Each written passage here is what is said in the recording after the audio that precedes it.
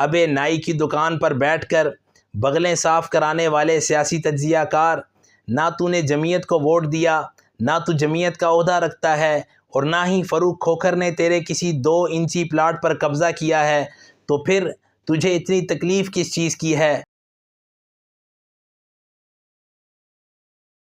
السلام علیکم ورحمۃ اللہ وبرکاتہ۔ امید ہے آپ سب خیر و عافیت سے ہوں گے۔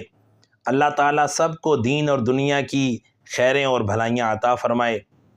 جب سے یہ اعلان سنا گیا ہے کہ تاجی خان کھوکھر مرحوم کے بیٹے فاروق خان کھوکھر نے جمعیت علماء اسلام میں شمولیت کا اعلان کر دیا ہے، تب سے لوگ طرح طرح کے عجیب و غریب تبصرے کرنے میں مصروف ہیں، اور وہ لوگ جنہوں نے کبھی جمعیت اور مولانا فضل الرحمان صاحب کو ووٹ تک نہیں دیا، ووٹ تو دور کی بات، کبھی ان کے نقطۂ نظر کو سمجھنے کی کوشش تک نہیں کی، وہ بھی یہ مشورے دیتے پھر رہے ہیں اور یہ کہتے پھر رہے ہیں فاروق خان کھوکھر کو جمعیت اور JUI میں شامل کر کے مولانا نے بہت بڑی غلطی کر دی ہے۔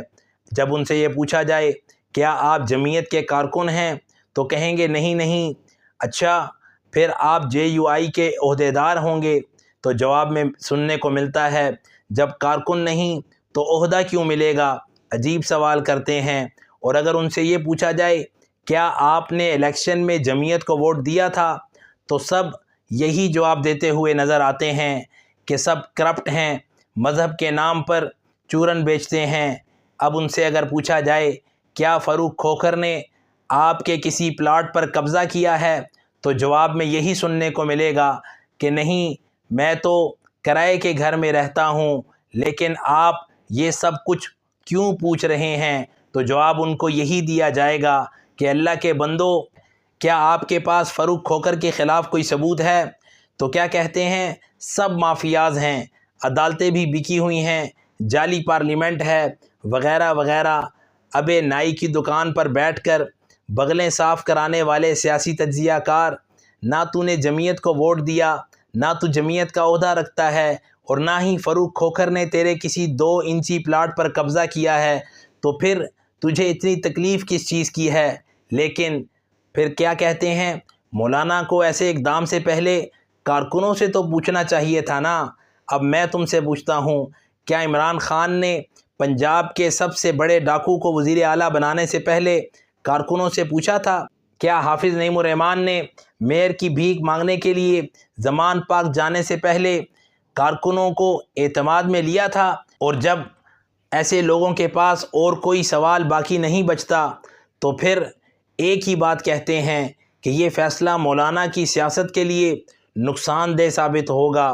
بھائی، تجھ جیسے لجلجے برساتی مینڈکوں کے مشوروں نے ہی حافظ نعیم الرحمان کو پاکستانی سیاست سے آؤٹ اور تیرے کپتان کو اڈیالہ کے واش روم میں قید کرا دیا ہے۔ مولانا کو سیاسی مشورہ دینے کے بجائے بیت الخلاء میں بیٹھے کسی انقلابی انسان کو لوٹا بھر کر پانی دے دیا کرو، اسی میں زیادہ ثواب ملے گا۔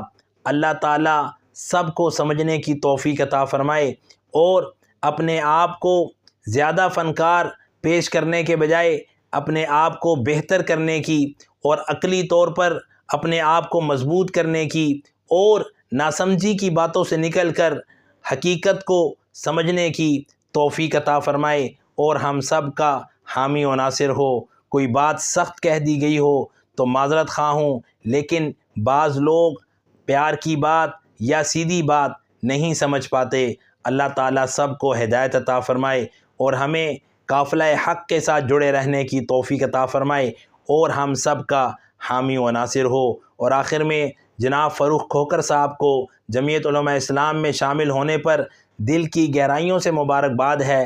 اللہ تعالیٰ ان کا جو مقصد ہے نیک لوگوں اور اچھے سیاستدانوں کے ساتھ جڑ کر اچھائی کے ساتھ اور اچھے طریقے سے پہلے سے بڑھ کر خدمت خلق کرنے کے جذبے کو اللہ تعالیٰ سلامت رکھے اور ان دین اور دنیا کو سمجھنے کی اور اپنی آخرت کو سنوارنے کی ان کے لیے اس معاملے میں آسانی فرمائے۔ اللہ تعالیٰ ہم سب کا حامی و ناصر ہو، آمین یا رب العالمین۔